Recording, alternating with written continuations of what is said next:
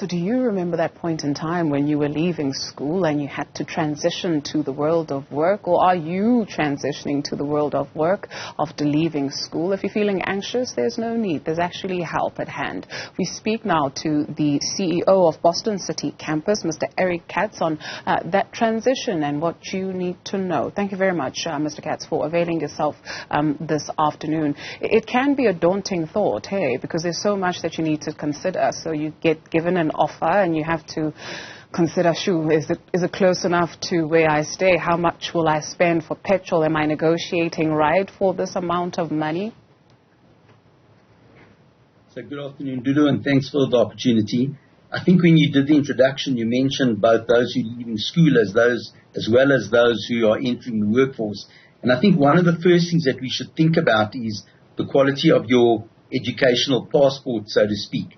And that is that the statistics show that in the unemployment ranks, 58% of those who are unemployed are those without a matric, whereas only 38% of the unemployed are with a matric, 7% with a basic tertiary education, and only 3% of graduates are actually unemployed.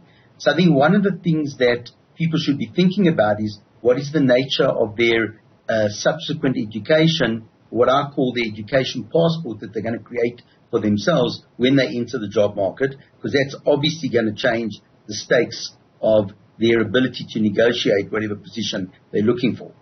So I think that's the starting point. Sure. I think Please finish your thought. So I think the second thing that we need to change, particularly in South Africa, where we, to a large extent, we have a culture of what's the job market got to offer me?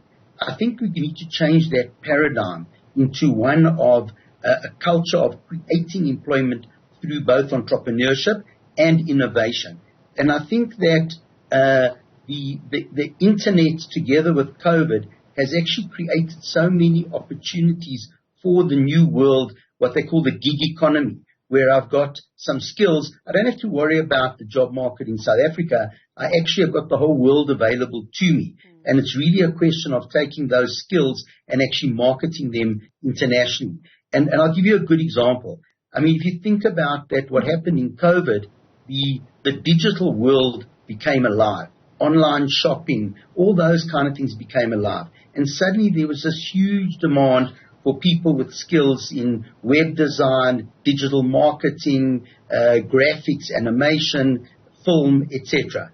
And those are skills that you don't have to market in South Africa. If you know how to market them internationally, you can create your own employment through the gig economy.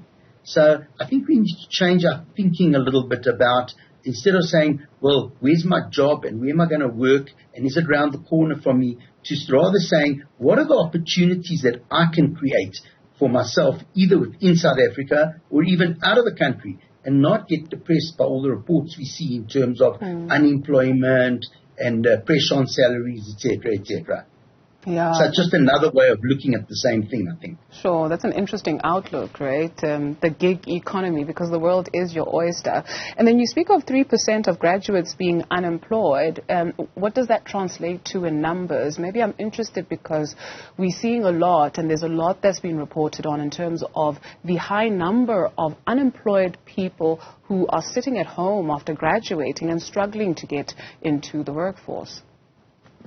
So I think you've raised a very good point, and from a different angle. So I don't know exactly what that translates into in terms of number of people.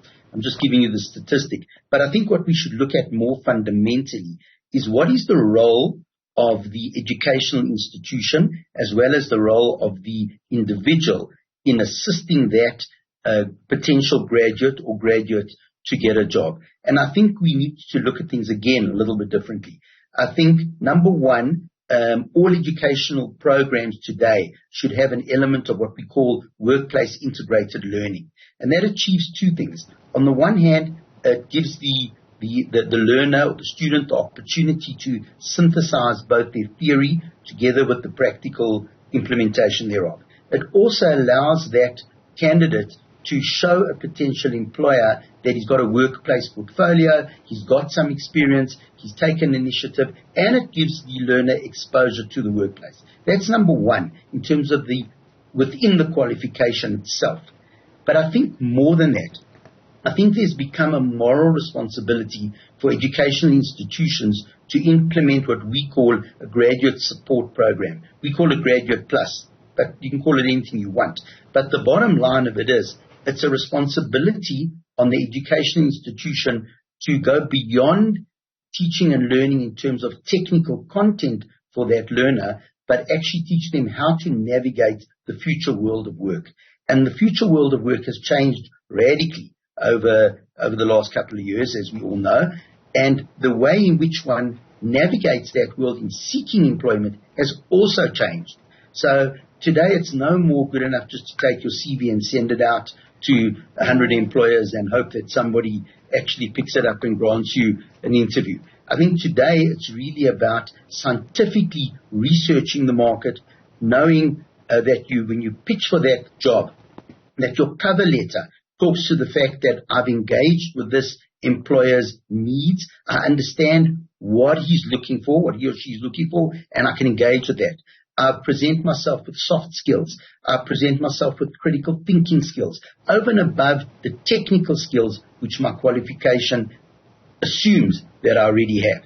And I think educational institutions have to now go beyond merely teaching and learning for the degree or diploma or higher certificate, but also implement programs where they're going to work with graduates to actually teach them the skills of finding a job. Obviously, no institution can guarantee you a job, but I think there's a responsibility to teach how to find that job and how to be prepared for the world of work. You know, how do I navigate within the world of work? Mr. Katz, somebody was very honest recently, and they said, look, we already know who we want, right? So this is just admin or whatever word was used. And so there's something that you speak of, and that's dealing with rejection, or I'll use redirection, right, when it comes to a job application, because that's not it. So if one door closes or if a door doesn't open at all, you keep knocking, right? So to your point also of the gig economy. So I think obviously learning to handle rejection is part of those soft skills that I spoke about. But I'll tell you something interesting on what you just said. There's some interesting research that's been shown about what they call the cover letter when you make the application and the post-interview phase. Now, generally people think about going for a job, that I go for a job, the employer interviews me, he wants to find out everything about me. But actually, it's a double-edged sword. And what I mean by that, on the one hand, you have to do your homework, as I said, before you pitch. And when you submit your CV or you pitch for the job, you need to know a lot about the employer. You need to have looked at his at the website. You need to understand what they're looking for, how do I fit in, etc. And that's the pre-engagement phase. Then there's the interview, and then there's the post-interview phase. And the research that I spoke about is that there's a new trend of employees who've been rejected, or potential employees, candidates who've been rejected, contacting the company to ask, why have I been rejected? Not from a point of view of being antagonistic or confrontational, but rather from a point of view of learning and understanding from it, how can I gain from this experience so that I achieve something for the next interview. And so it's not really about antagonizing or questioning or the rejection, but rather using it as a platform for future opportunities. 100%. Thank you very much to Mr. Ari Katz. He's the CEO of Boston City Campus.